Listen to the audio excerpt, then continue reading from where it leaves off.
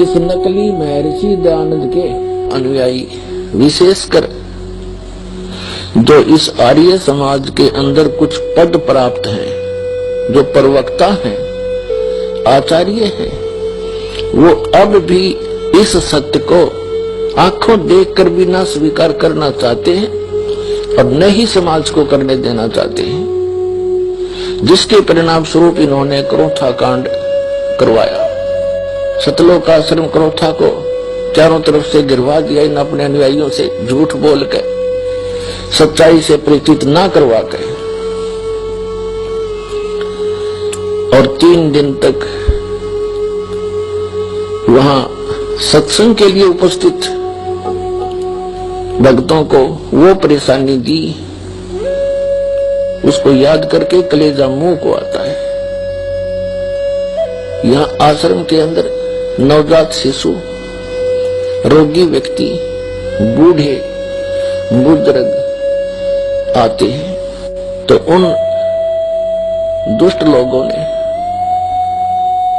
आने वाले भक्तों को पीटा, बहन बेटियों के साथ बदतमीजियां की और पुलिस वहां साथ खड़ी थी, क्योंकि हरियाणा का जो मुख्यमंत्री है श्री भूपेंद्र सिंह, ये भी आर्य समाजी है। इन सब को इन्होंने भ्रमित किया आचार्यों ने, जनता को भी मुख्यमंत्री को भी, कि आश्रम के अंदर बहुत बुरा कर्म होता है। सच्चाई नहीं बताई कि दयानंद के अज्ञान की खाल तार दी, उनको भ्रमित किया।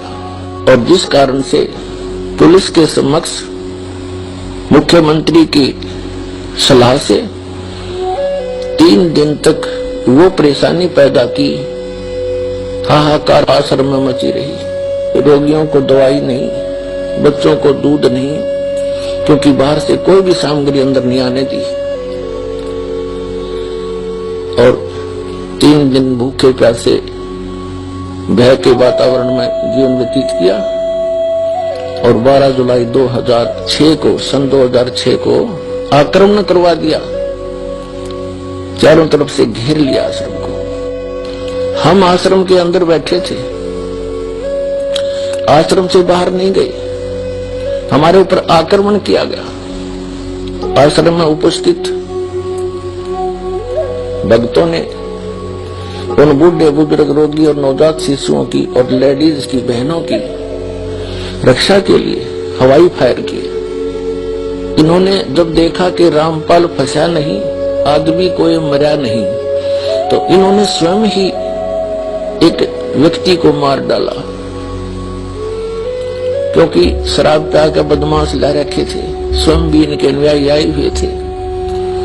उस मृतक के सब लक्षण प्रत्यक्ष करते हैं कि आश्रम से चली गोलियों से उसकी मृत्यु नहीं हुई। ये लैब, जो लेबोरेटरी होती है, जहां से सरकार ने खुद जांच कराई है, उस लेबोरेटरी की रिपोर्ट में उसमें स्पष्ट किया गया है।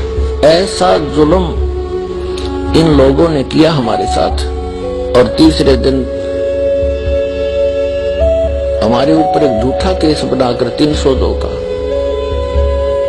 हमें जेल में डाल दिया, आश्रम छीन लिया, लुटवा दिया, पुलिस की प्रेजेंस में चोरियां करवा दी, एसी तक उठवा दिए। इस सब जुल्म का कारण वो आचार्य हैं, वो प्रवक्ता हैं, जिनको स्वयं ज्ञान नहीं था कि महर्षि दयानंद सचमुच इतना बुद्धिहीन था। न उसको वेद ज्ञान था, न उसको खगोल भूगोल का ज्ञान था, और न ही वो समाज सुधारक था। ये उनकी पुस्तकों में लिखा था, दास ने पढ़ा और आपके रूबरू कर दिया। तो इन आचार्यों को, इन प्रवक्ताओं को समस्या पैदा होगी कि तुम्हारे अनुयायी तुम्हें धिक्कारेंगे कि अब तक तुम के पढ़ा करते, इसमें क्या बताया तुमने, हमारे को लोक वेद सुनाते रहे। इस डर से इन्होंने जनता का ध्यान बांटने के लिए क्रोथा कांड करवा दिया। तो ऐसा जुल्म इन लोगों ने किया हमारे साथ। वो तो परमात्मा ही इनको सजा दे या इनाम दे, भगवान पर छोड़ते हैं। लेकिन हम अपने परमात्मा पर गर्व करते हैं कि उन्होंने ऐसे जुल्म किए, फिर भी हम सुरक्षित। और आज ये ज्ञान शिखर में पहुंच गया। पुण्यात्मा, दुष्ट लोगों का काम तो उनका स्वभाव ही होता है दुष्ट कर्म करने का, और साधु संतों का काम होता है स्वभाव जो उनका होता है परमार्थ ही करने का। और कबीर साहब ने हमें शिक्षा भी दी है कि जो तोकू काटा बोवे ताको बो तू फूल, तो हे फूल के फूल हैं वाह को है त्रिशूल।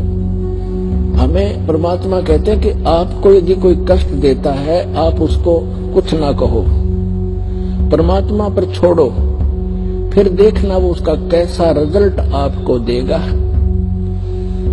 भगत बीज पलटे नहीं, चाहे आए पड़ो सो झोल, और जय कंचन बिष्टा पड़े घटे नता का मोल। तो पुण्यात्मा, हमारे ऊपर जो गंध डाला था, आज जनता को पता चला कि सोने के ऊपर ये दुष्ट लोगों ने कूड़ा करकट डाल दिया था। आज साफ होने पर पता चला कि who is Rampal, who is Kabir God, और क्या था सतलोकाश्रम करो था की सच्चाई।